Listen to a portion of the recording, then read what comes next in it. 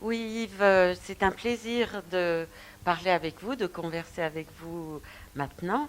Et j'ai eu un grand plaisir pendant tout ce temps, depuis octobre, d'avoir vos toiles ici.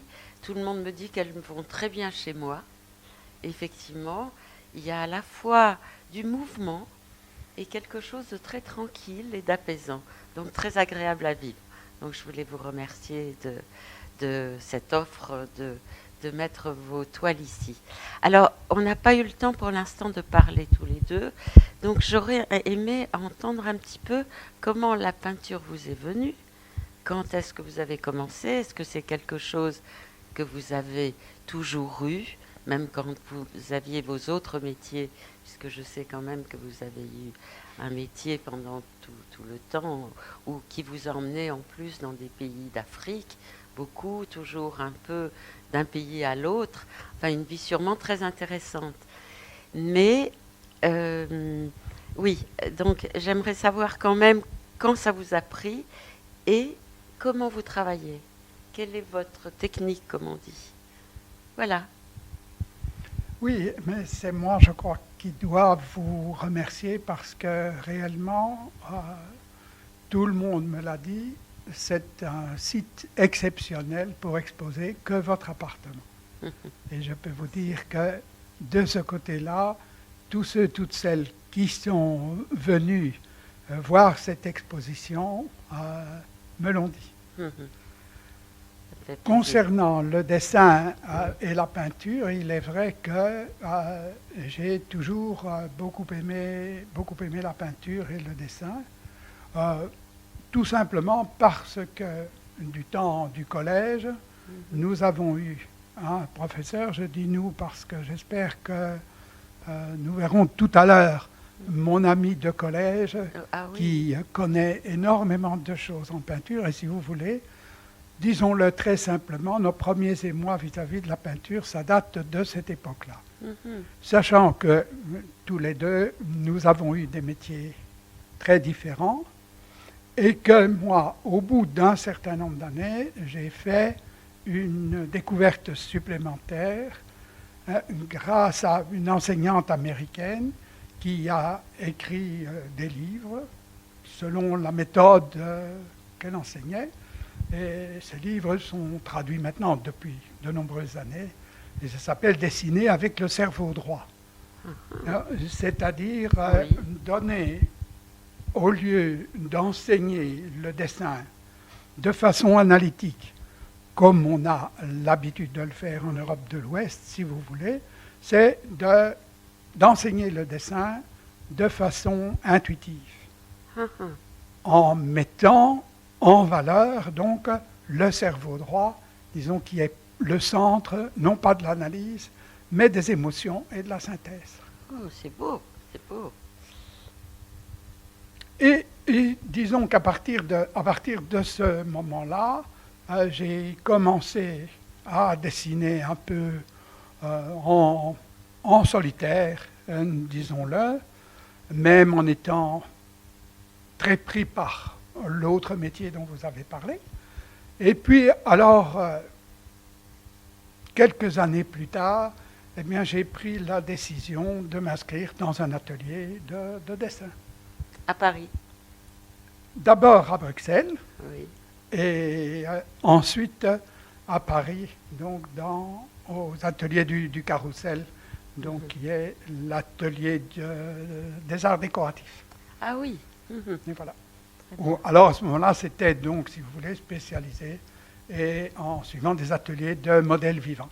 Mhm. Et ça, c'est à quelle époque à peu près? Quand est-ce que vous avez commencé? Alors j'ai Dans ces commencé ateliers, j'entends. les ateliers, Ah oui, disons, autour de 2008. d'accord. Oui, Voilà. ça fait donc une dizaine d'années. Ça fait Oui, une oui. dizaine d'années. Mhm. Et comment travaillez-vous? Parce que c'est une question qui s'est posée, et notamment autour de ce tableau qui est magnifique, dont une de nos amies hier a rapproché de Fabienne Verdier. C'est ça que vous semblez bien connaître. Oui, Alors, dites-moi un peu, je ne la connais pas, quelle est cette technique ou cette manière de peindre que vous avez peut-être aussi, je ne sais pas. Écoutez, c'est me faire beaucoup d'honneur. Votre ami, effectivement, m'en a parlé hier soir. C'est vrai que j'admire beaucoup l'œuvre de Fabienne Verdier, qui a commencé par travailler la calligraphie chinoise pendant de très nombreuses années. Et son, disons, si vous voulez, ses premières œuvres en Europe ont été résumées dans un livre qui s'appelle L'unique trait de pinceau. Bon, oui. Voilà. Ce qui veut dire qu'on a dépassé ce qu'il était convenu d'appeler l'abstraction analytique pour introduire donc, tous ces éléments qui sont des éléments orientaux, parce que non seulement elle a étudié elle-même la calligraphie, comme je viens de vous le dire, pendant de très nombreuses années, mais elle a une extraordinaire connaissance des anciens peintres chinois. Oh. Et d'autre part, il y a aussi une chose qui m'a sensibilisé, si vous voulez, ce sont ses connaissances en philosophie. Oui. Alors, elle a une connaissance en philosophie absolument extraordinaire. Ah oui. Et ça transparaît dans ses œuvres à travers, si vous voulez, l'unique trait de pinceau, comme c'était le cas, disons, à ses débuts en Europe. Mais ça implique quoi, techniquement? C'est-à-dire, comment on travaille donc? Alors, techniquement, si vous voulez, je ne vais peut-être pas parler de la technique de Fabienne Verdier, parce qu'il y a beaucoup de gens qui l'ont fait et qui le font beaucoup mieux que moi. Mais écoutez, ici, il s'agit donc, par rapport au dessin dont vous parlez, et il s'agit d'une approche qui est, disons, tout d'abord, à partir d'une abstraction pure, c'est-à-dire d'un dessin qui est fait de lignes et d'aplats au fusain, et qui ensuite, peu à peu, se transforme par l'adjonction d'autres éléments, oui, avec d'autres pigments, comme de l'encre par exemple, ou pour modifier, si vous voulez, la densité du dessin original. Oui, c'est tout un travail. Ça s'entend, justement. Ça s'entend. Et ce tableau est particulièrement magnifique. Alors, c'est intéressant, vous parliez du cerveau émotionnel, et vous avez parlé de philosophie. Vous aussi, donc, vous inscrivez plutôt là-dedans, dans une peinture qui vous est inspirée, je dirais, par l'émotionnel et aussi la philosophie, pour vous aussi. Oui, et aussi la philosophie, même si, bon, il est vrai que j'ai étudié la philosophie il y a quelque temps, oui, n'est-ce pas? Et j'essaye de m'en inspirer, c'est-à-dire, ce n'est pas une inspiration classique, c'est une inspiration, disons, à travers un renouvellement, en essayant de redécouvrir, même fût-ce par bribes et morceaux, oui, des éléments de philosophie que j'ai connus dans le temps, que j'ai appris, disons. Oui. Voilà. Et comment vous pouvez utiliser ou transposer un esprit philosophique dans vos peintures? Comment vous diriez que ça passe? Ça passe à travers, justement, l'émotion. Comme vous venez de le dire, c'est-à-dire que le passage inconscient se fait à travers le cerveau droit. Oui. Et pas à travers une analyse d'une pensée philosophique. Oui, c'est intéressant, tout à fait intéressant. Vous avez écrit des textes là-dessus? Non. Non. Comme d'autres, je suis d'abord dessinateur, oui, et peintre. Et l'écriture, maintenant, j'ai écrit beaucoup de choses dans mon ancien métier. Nous sommes tout à fait d'accord. Vous allez peut-être là-dessus. nous dire quel était votre ancien métier, parce qu'on a fait des allusions, mais on ne l'a pas défini. Donc, dites-nous quand même quel était votre ancien métier. Mais mon ancien métier était un métier d'économiste et à l'époque, ça s'appelait spécialiste en développement économique. Donc, j'ai travaillé dans les ministères du plan en matière de planification. J'ai ensuite travaillé en matière de développement rural, sécurité alimentaire, lutte contre la pauvreté. Oui. Mais Des questions très actuelles. des questions très actuelles, mais donc disons toujours, si vous voulez, à travers des institutions internationales. L'ONU.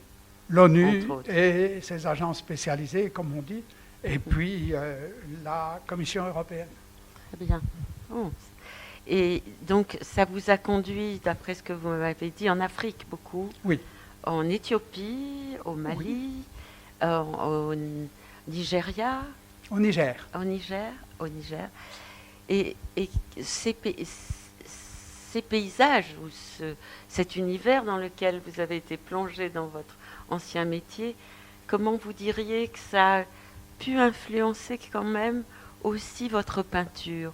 Ou comment vous avez regardé ce monde-là en tant que dessinateur et peintre? Oui, mais écoutez, ce que je vais vous dire, c'est ce qu'une jeune femme de notre famille m'a dit il n'y a pas très longtemps. Elle m'a dit, il y a une chose qui reste, c'est que quand on regarde tes dessins, on voyage. Ah oui. Voilà. Vous voyez, parce que à partir de ces dessins-là, il n'y a pas de paysage figuratif. Vous voyez. Et donc, je ne suis pas dans cette optique-là. Oui, il y a du mouvement. Oui. Il y a quelque chose qui évoque le mouvement. Oui. Oui. Et comment travaillez-vous alors comment ça se passe? Vous n'avez donc pas de modèle, puisque dans ce que je vois là, mais peut-être que ce n'est qu'un aspect de votre travail. Et comment vous diriez, quelle est votre palette? Donc, la palette, si vous voulez, je n'ai pas... Oui, je travaille parfois sur modèles vivants, Oui. mais ce sont des esquisses, si vous voulez, des travaux d'études. Et alors, à partir de là, je fais mes propres interprétations. Parce qu'il y a donc des dessins, mais ceux-là sont très grands, si vous voulez, et qui sont en quelque sorte des portraits d'inconnus, vous voyez, et qui ne sont qu'un reflet très très lointain des modèles. Oui, oui. Et ça, ce dessin-là, comment vous l'aviez appelé? Rappelez-moi. Énigme. Énigme. C'est une sorte de visage quand même, non? Oui, tout à fait. Mais le point de départ, vous voyez, c'est ce qui, si j'ose le dire, est intéressant dans cette façon de dessiner, de la manière dont j'ai appris à dessiner dans cet atelier de Bruxelles, si vous voulez, c'est qu'à partir d'éléments physiques, d'éléments concrets, vous pouvez arriver à le transformer. Parce que celui que nous avons, eh bien, il a été dessiné à partir d'une branche de lierre. Oh, Voilà. c'est beau. Vous voyez? Oui, oui. Bon, c'est vraiment vos visions, si on peut dire, Voilà. hein, Oui. qui transcendent largement la personne physique ou la figure que vous voyez. Oui, oui. Et il y a aussi ces peintures-là et celle-ci. Ça, c'est la nature qui vous a inspiré. Ça, c'est effectivement la nature. Mais ce sont, alors si vous voulez, ce sont des images que j'ai réussi à capter. Et alors à ce moment-là, je me sers de photos qu'éventuellement je découpe et je mélange. Ah oui. Vous voyez? Et alors, quelqu'un m'a dit à propos du pastel qui se trouve là, si vous voulez, ou des deux pastels. Alors, elle m'a dit, mais moi, ça me fait penser au désert. Vous voyez, voilà. Alors que les photos à partir desquelles j'ai travaillé n'ont rien à voir avec le désert. Oui. Mais il y a toujours, si vous voulez, ce qui vient un peu d'un inconscient de ces voyages. Oui, probablement. Ça imprègne voilà. le regard, en tout C'est cas, cela, non? voilà. Vous l'avez un peu comme fond d'écran, parfois. comme C'est on cela, dit. oui, oui, tout à fait. J'imagine, Oui, oui, oui. oui. Des régions très désertiques, vous avez été Oui, dans j'ai passé quand même presque 10 ans dans des régions semi-désertiques. Oui. Donc, Mhm. ça, c'est vraiment, bon, l'empreinte. Oui, c'est ça. Et comment vous sentez-vous maintenant où vous êtes devenu parisien et ardéchois, si j'ai bien compris? Tout à fait. Au niveau de votre inspiration et de votre travail, comment est-ce que vous vous sentez? Émotionnellement, philosophiquement? Émotionnellement, si vous voulez, donc comme j'ai toujours aimé voyager, et je voyage à travers la peinture, à travers Paris et l'Ardèche. Mhm. Et donc, à ce moment-là, pour l'instant du moins, je me sens assez à l'aise des deux côtés, Ah oui. même si l'inspiration est différente. Oui, sans doute. Oui. Si l'inspiration est différente, il y a des choses que je travaille plus facilement à Paris et d'autres plus facilement en Ardèche. Mhm. Surtout parce que l'espace est différent. L'espace de vie. L'espace de vie, oui. Mhm. Voilà. Vous avez là un atelier, un espace Oui, j'ai un autre espace un peu plus, de travail. un Oui. espace de travail un peu plus grand qu'à Paris. Mais, disons, donc, je ne pense pas que ce soit une vraie contrainte, Mhm. parce que travailler dans un petit espace induit d'autres choses. Ah oui, sûrement. Voilà. Mhm. Et alors, il ne faut pas imaginer, puisqu'on essaye de, comme nous l'avons dit, de Mhm. se concentrer émotionnellement, Oui, oui. même dans un petit espace parisien, eh bien, on peut créer des œuvres relativement grandes. On n'est pas obligé, on ne doit pas Oui. imaginer Que c'est qu'on faire va des travailler petites sur choses. des tout petits Tout à formats. fait. C'est ce que vous avez à l'esprit et dans la tête, Oui. ou dans vos émotions. Puis ça vous vient de l'intime plutôt. Oui, Ce tout qui- à fait. J'ai bien Oui. compris. Oui. Oui, oui. Oui. On pourrait le dire comme ça. On pourrait Donc, le dire comme ça. Oui. Donc que ça soit à Paris ou en Ardèche, Oui. il y a quelque chose de ça que vous transportez dans vos voyages et Oui. dans vos déplacements, j'imagine. Oui, Oui. oui, oui. Mhm.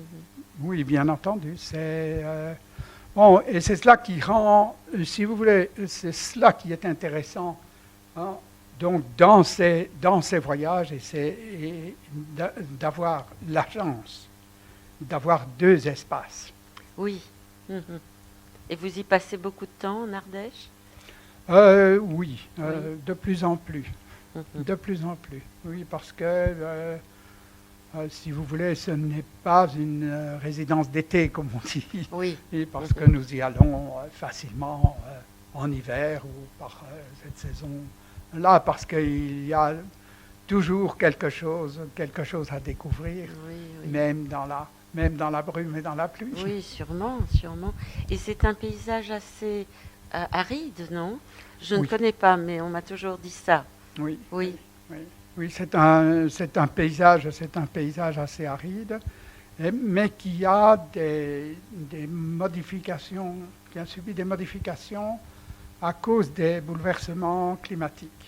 Ah oui, dans quel sens?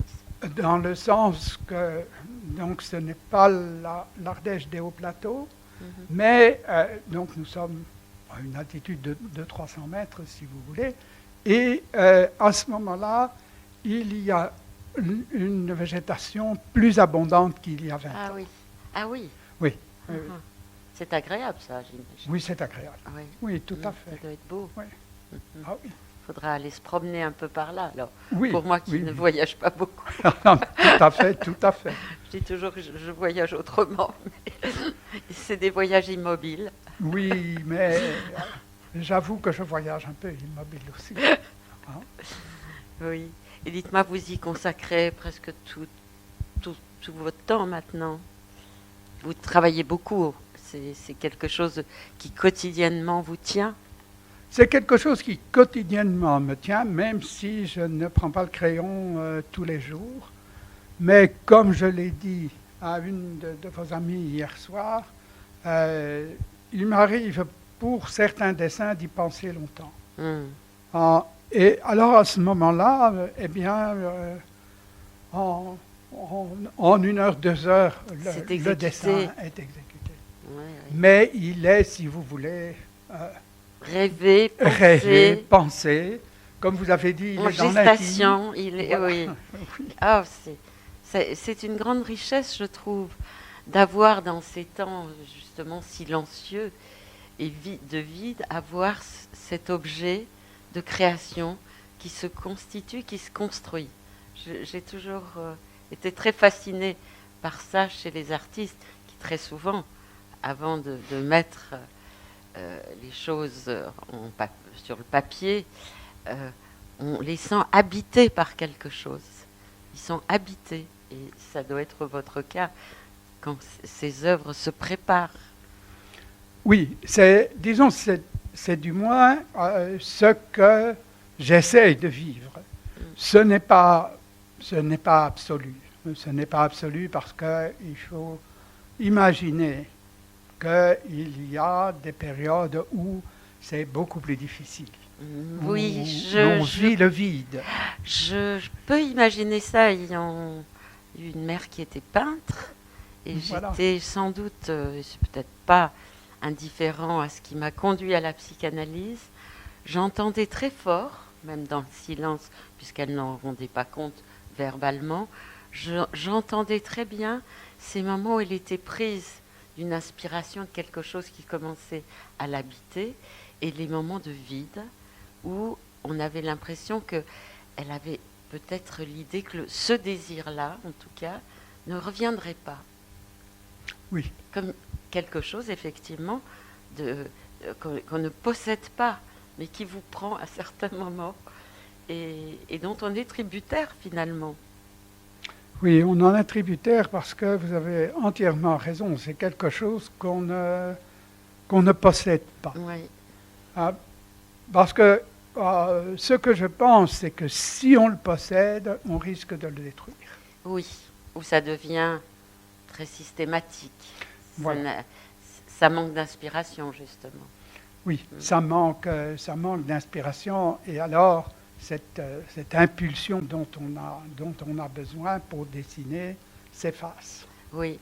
Écoutez, je crois que c'est quelque chose d'intéressant et d'important, finalement, qu'on retrouve toujours plus ou moins chez les artistes. On va peut-être s'arrêter là-dessus, et peut-être que Sergio peut aussi montrer les 3 dessins qui sont sur la cheminée, si c'est possible, qui sont très beaux aussi. Yves, il y a aussi ces 3 petits tableaux qui sont là sur la cheminée et qui ont aussi beaucoup plu. Qu'est-ce que vous pouvez nous en dire aussi ? Oui, voilà, ces trois petits tableaux sont des œuvres relativement récentes qui proviennent d'une nouvelle recherche, mais toujours dans le même esprit, c'est-à-dire d'avoir un mélange de techniques pour pouvoir retrouver une empreinte. Alors, l'empreinte, elle est sans doute celle de rêve, celle de voyage, celle de personnes rencontrées, mais qui, si vous voulez, disparaissent donc dans la peinture et dans le dessin. Oui, c'est beau. Mais on va peut-être poursuivre. Vous avez un carnet ici. Et vous m'avez dit que ces dessins sont un peu grands et que vous n'avez pas sans doute pensé devoir les exposer ici, mais nous les avons là. Oui. Celui-là, par exemple. Comment est-ce qu'il a un nom? Excusez-moi, j'ai pas mes. Ah, il a un nom, celui-là. On l'a appelé comme un oiseau. Oui, j'avais vu quelque chose qui Voilà. ressemble. Il est très beau. Il est très très beau ce tableau. Et quelle dimension a-t-il?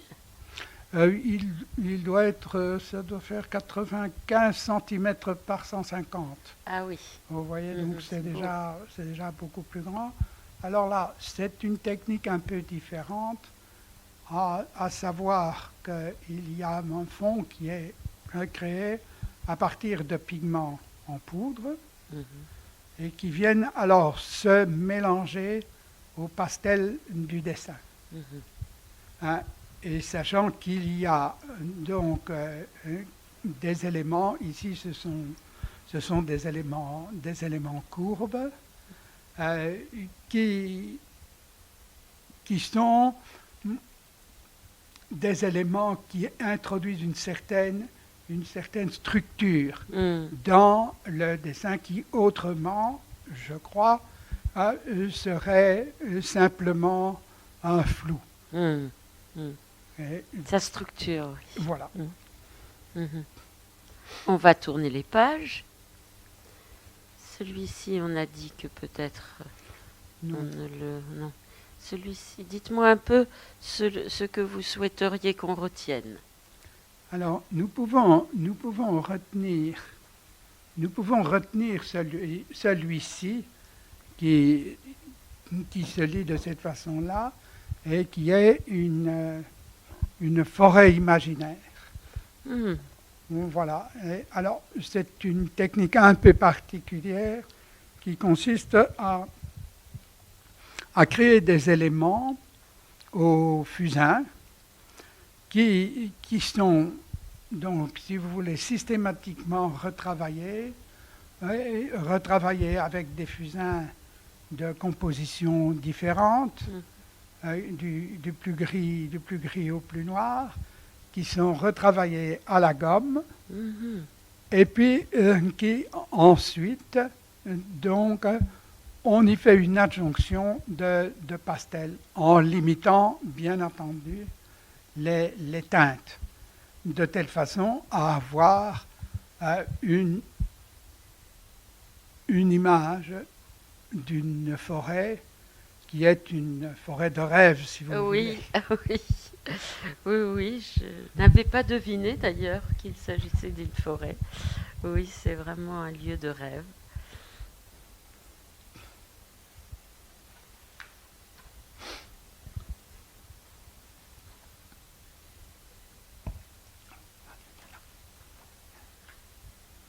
Alors ceux-ci, ce sont donc, bon, je les ai appelés portraits d'inconnus.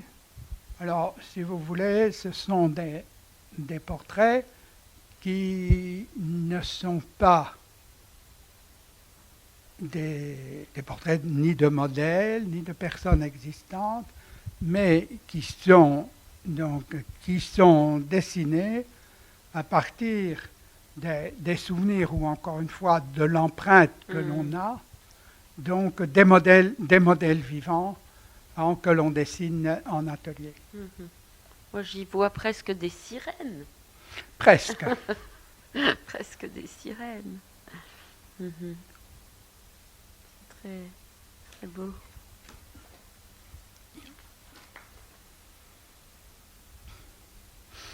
Voilà par exemple celui-ci, il y a une figure qui est, qu'on pourrait dire assez réaliste. Oui, là.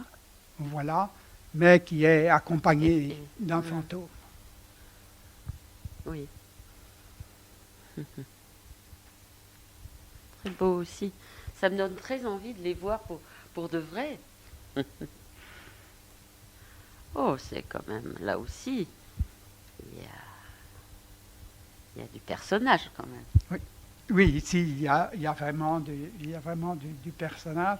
Et il y en a d'autres, bon, qui sont, si vous voulez, plus ou moins le reflet de, non pas de personnages, mais d'une intériorité. Oui, oui, ça se sent.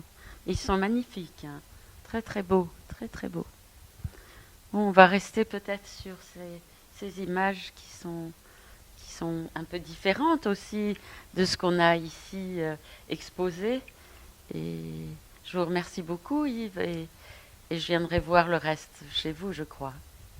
Vous serez très certainement la bienvenue et j'espère que nous pourrons organiser ça très bientôt. Mais je crois plutôt que c'est moi qui dois vous remercier et vous remercier de votre accueil et du regard que vous avez porté sur mes œuvres, ainsi que celui de vos amis. Merci beaucoup. Merci.